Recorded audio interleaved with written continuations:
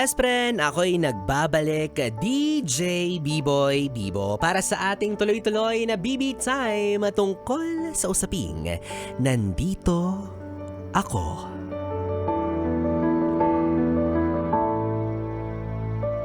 Nandito ako. Kumanta siya. Alam nyo mga yes friend, kaya nauso yung mga katagang, huy, babad na ako dito. Baka pwede mo namang, huy. Parang tanga. O diba? Kaya may mga ganyang klase ng tao na nagsasabi sa inyo na, oy, andito ako, hello, pansin mo naman ako. Alam kong maraming tao yung nakapaligot sa'yo, maraming tao yung umahanga sa'yo sa kadagat-dagatang pulutong ng mga tao. Alam kong hindi mo ako mapapansin, pero gusto kong malaman mo, huy, nandito ako. Diba? Kasi totoo na todo na sila sa pagpaparamdam sa'yo pero wala kang pake. Ganda! Ang sarap-sarap! Ang pogi-pogi niyan eh. Diba? Hindi na napapansin yung mga taong umaaligid sa kanya. Pero seryoso, para sa mga yes friend natin, ikaw ba? Naranasan mo na ba yung magpapansin sa taong natitipuhan mo? Yung halos magmukha ka ng tanga, mapansin ka lang niya. Yung halos gawin mo na ang lahat, magpakatiwarik, tumambling-tumbling, para lang makuha mo yung atensyon ng taong gusto mo. Ako meron akong kakilalang ganyan. Oo, sabi sa kanya, gusto ko sa babae yung tumambling talaga siya. O hindi ko naman masisisi kasi gusto talaga niya yung tao, diba? Well, that's the thing you can do for love. Yes, English! Ang arte! Diba, yun yung mga bagay na kaya mo at handa kang gawin para sa pag-ibig. But the sad thing is, hindi ka naman sineseryoso. Diba, pinapagawa niya yun sa'yo para lang gawin kang katawa-tawa. Para lang gawin kang tanga. Ikaw ba, isipin mo, may gusto ka sa isang tao. Tapos ganun yung bagay na gusto niyang ipagawa sa'yo. Sa tingin mo, mahal ka niya? Sa tingin mo yung nararamdaman niya sa'yo ay seryoso at totoo? I don't think so. You gotta run. Ang arte nakakainis si Bibo. Diba? May mga tao talaga nagagawin at hahamakin ng lahat. Magustuhan lang siya ng taong gusto niya. Like, wow, hello. Ako na nga yung nag-i-initiate. Ako na nga yung lumalapit sa'yo pero binabaliwala mo ko, okay. Di naman masakit. Mahapdi lang. O yeah, pero sa isang banda,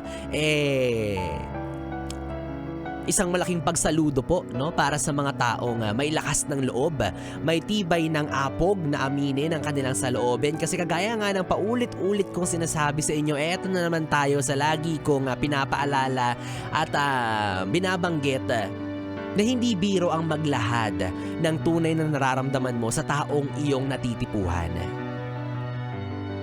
Diba? Hindi biro yung magsabi ka ng totoong feelings mo sa isang tao na hindi mo alam kung magugustuhan ka rin pabalik. At hindi biro yung naa-atching ako pero hindi ako maka-atching. Mas mahirap to. Wait lang. Ayan, okay na. Siningot ko na lang yung sipon. Nilunok ko na. Dugyot, nakakainis. Tawang-tawa. Eto naman, diba, going back. Totoo yun. Hindi po biro yung magtapat ka, diba, ng pag-ibig mo sa isang tao. Tapos hindi ka sigurado kung ang makukuha mo bang sagot ay hindi o oo. Diba? Kung sa iba, sisiw lang yan. Kung sa iba, maning-mani lang. Pues para sa aming mga torpe at ma-pride. Wow! Torpe at ma-pride. O diba? Grabe yung effort. Grabe yung lakas ng loob na iniipon namin para lang masabi namin ang aming saloobin. Oo, kasi hindi naman lahat umaamin ng maganda yung nakukuhang feedback, diba? Maayos yung nakukuhang sagot. Buti nga sana sasabihan ka lang ng, sorry, wala akong feeling sa'yo eh. Sorry, hindi kita gusto. Sorry, hindi ko preferred yung mga katulad mo. Kasi yung iba, ang sakit pa magsalita, diba? Sasabihan ka ng, doon ka na nga, nakakairita ka, di kita bet. Hindi ka pasok sa standards kung pangit mo. Grabe naman. Ang sakit naman, tagos naman sa puso yan, oy. Sarap mo pala. Wala ka nga sa kalingkingan ni Marian Rivera. Hello. Nilait pabalik. So bottom line ng ating usapan ngayong gabi mga yes friends. Simpleng-simple lang naman, di ba? I-appreciate natin yung mga taong nakaka-appreciate sa atin. Kung mahal man nila tayo, hindi naman kinakailangang mahalin natin sila pabalik. Ibigay lang natin yung 100% respeto sa kanila bilang tao. Yun na lang, kahit bilang tao na lang. Kahit hindi mo ma-reciprocate yung pagmamahal, yung effort, yung paghanga na meron siya para sa'yo, kahit yung respeto, kayang-kaya mo yan bilang tao, tao sa tao. 'Di ba? Hindi naman kinakailangan na mahalin mo rin sila pabalik. No. Sino nagsabi nun, 'di ba? Wala. The only thing you have to do is be kind to them. Kaya yan nagkagusto sa'yo kasi nakikita niya yung mga bagay na maganda tungkol sa'yo. Ang alam niya, mabuti at busilak yung kalooban mo. Na mabuti kang tao, wag mo namang sirain yun. Wag mo namang sirain yung fantasy niya tungkol sa'yo, 'di ba? Kung pakiramdam mo, wala talaga siyang pag-asa na magugustuhan mo siya, fine, so be it. Walang problema doon, okay lang yun. Preference mo yun. Standard mo yan, hindi natin yan pakikialaman. Pero para maging malinaw sa inyong dalawa, bilang tagahanga at bilang hinahangaan, yes, sarap po talaga. Ganda-ganda mo, pugi-pugi, sarap-sarap mo. Parang si Biboy Bibo. 'Di ba? Para lang maging clear yung sitwasyon na meron kayo, yung standpoint mo.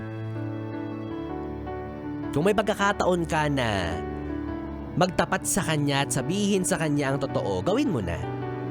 At gawin mo yun sa pinakamaayos at pinakamabuting paraan. Although yes, at the end, siya ay masasaktan, pero do it nicely. 'Di ba? May paraan, kahit ano namang paraan yung gawin mo dyan, masasaktan at masasaktan niya kasi nireject mo eh. Pinagtapat mo yung totoo na wala siyang pag-asa sa'yo, masasaktan at masasaktan yan. Pero doon ka na sa sakit na level 1 lang. 'Di ba? Sana sa magandang paraan. Wag naman yung sasadyain mo na saktan siya.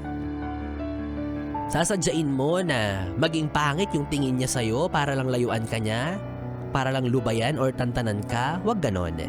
'Di ba? Idaan mo sa maayos na paliwanagan para, alam mo na, hindi ka mabawasan ng top fan, ganyan. Yun talaga ang mahalaga. Pag nag-unfollow sa'yo, lungkot ka, mabawasan yung likers at sharers mo. Kasi kapag ganyan ka ng ganyan, na tinataboy mo siya, hindi mo alam, di ba? Tagapagmana pala siya ng kumpanya, lo? Sayang naman. Napag-aalataan, pera lang habol.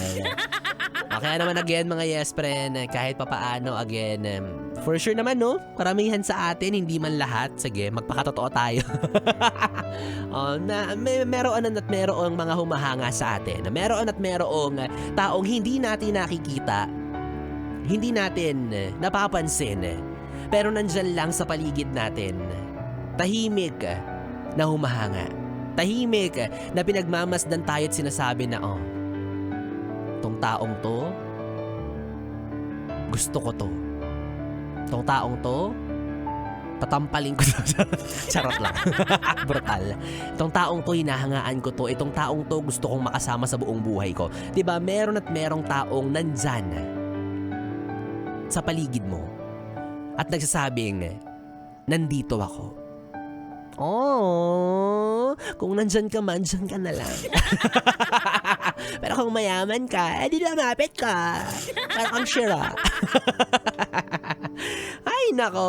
Pero hindi natin maaalis, no, na valid din naman talaga siguro yung nararamdaman niya para sa'yo. Wag nating isa walang bahala yun. Nagmamahal lang naman yung tao, diba? Hindi natin siya masisisi. Unless, pamilyado siyang tao, mag-practice ka ng tumakbo.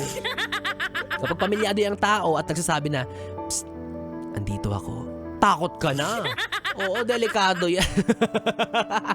Hindi para maging single dad siya tapos ikaw magiging stepmom. Diba? Ay nako, kaya gets na gets ko na si Ogie Alcacid kung bakit grabe yung hugot niya sa kantang Nandito Ako, 'di ba? Totoo naman, kasi buti pa yung multo nararamdaman ng albularyo samantalang ako nagpaparamdam sa iyo, dinededma mo. Sana magbukas yung third eye mo tapos balang araw maging multo mo ko. 'Di ba? Maging konsensya mo ko at makita mo rin yung tunay na halaga ko. Yes, ang tunay na halaga ko ay 150 nakalagay sa noo. Charot. Ay nako, well anyways mga yes friend, nandito ako pero gusto ko nasa bahay na rin ako maya-maya lang. Kaya uuwi na po ako, babay na, BBB, meaning bye B-Boy Bibo, 3 oras na BB time. Ang ating pinagsamahan ngayong Thursday evening, nakapiling niyo po ang BB niyo sa radyo, ang DJ na mabilis bumayo, ang dila sa mikropono. Muli ako po si DJ B-Boy, B-Boy Bibo. Magkasama't magkarinigan tayo muli bukas, araw ng Biyernes. Oy, ito na po ang simulaan ng ating Yes Duet. Makakasama ko po si DJ Gando Wanda para sa ating bagong programa. Tatakbo po yan mula alas 8 ng gabi hanggang alas 10 ng gabi. Every Friday po yan again, Yes Duet, mga kantahan na pang dalawahan. At abangan nyo rin po ang aming mga pakulo, ang aming mga pasabog ni DJ Gando Wanda, ang aming kulit, ang aming bardagulan. Kayo nang bahala kung anong gusto nyong itawag sa kulitan na gagawin namin bukas. Basta abangan nyo po yan again every Friday. Kasabay po yan ng aking BBC or B-Boy Bibo Confession. Syempre dito lang yan sa istasyong No Problem, ang 101.1 Yes FM. Solid. Yes, pre, oras natin 11:40. Good night, BB.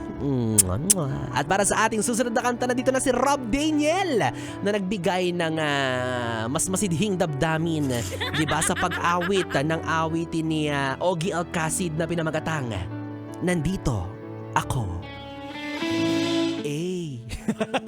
May pa-A. Enjoy mga yes friend. Happy Thursday night.